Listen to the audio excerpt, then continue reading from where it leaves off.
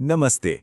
आज हम रिश्तों की एक ऐसी कहानी पर बात करने वाले हैं जो हमें ये सोचने पर मजबूर कर देगी कि असल में अपने कौन होते हैं और पराये कौन। तो चलिए एक बहुत ही सीधे लेकिन उतने ही गहरे सवाल से शुरू करते हैं। क्या परिवार का मतलब सिर्फ खून का रिश्ता ही है या फिर कुछ और भी? आज की हमारी ये दो कहानियां बस इसी सवाल के इर्द गिर्द घूमती हैं। अब ये सवाल जितना सीधा लगता है ना, इसका जवाब उतना ही उलझा हुआ है। आज हम देखेंगे कि कभी-कभी अपनेपन का वो एहसास वहां से मिल जाता है जहां खून का दूर-दूर तक कोई रिश्ता नहीं होता।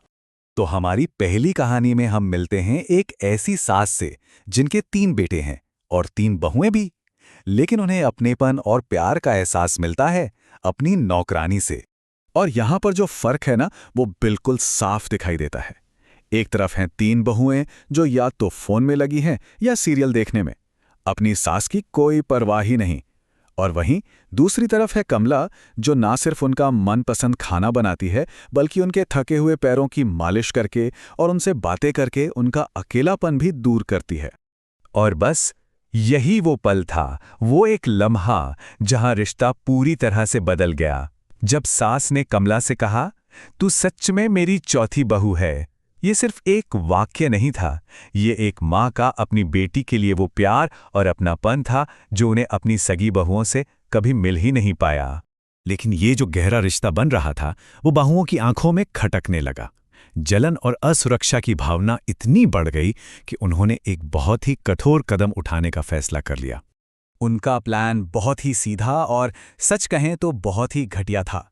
सास की सोने की अंगूठी चुराओ, उसका झूठा इल्जाम कमला पर लगा दो और उसे हमेशा के लिए घर से बाहर निकलवा दो। मतलब एक ऐसा जाल बुना गया जिसमें एक बेकसूर इंसान को फंसाया जा रहा था। और सबसे ज्यादा दुख की बात क्या थी पता है?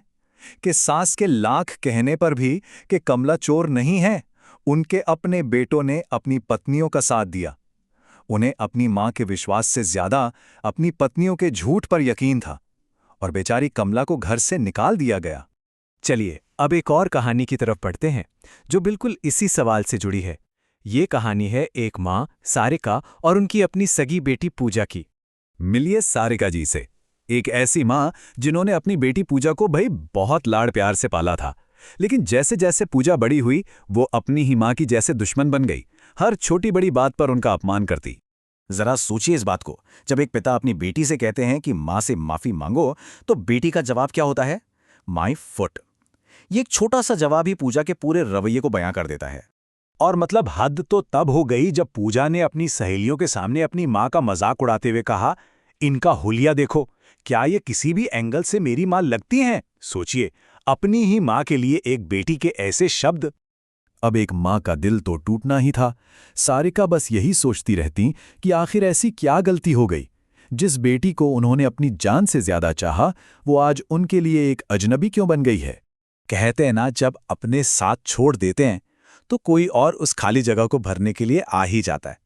अब इन दोनों कहानियों में एक ऐसा मोड़ आता है जहां प्यार और देखभाल की उम्मीद वहां से पूरी होती है जहां से किसी ने सोचा तक नहीं था। और यहीं पर इन दोनों कहानियों में एक बहुत ही खूबसूरत मोड़ आता है। देखिए, पहली कहानी में नई नौकरानी सविता सास के अकेलेपन को देखकर उनकी देखभाल करने लगती है और दूसरी कहानी में नई बहू शिवशी अपनी सास सारिका में एक माँ को देखती है और उनसे एक बेटी का रिश्ता बना लेती है। जब शिवशी कहती है ना कि आप मुझे बहू मत बुलाइए, बेटा कहो या शिवशी कहो, तो ये बात सिर्फ एक लाइन नहीं है, ये उस रिश्ते को एक बिल्कुल नया मतलब दे देती है।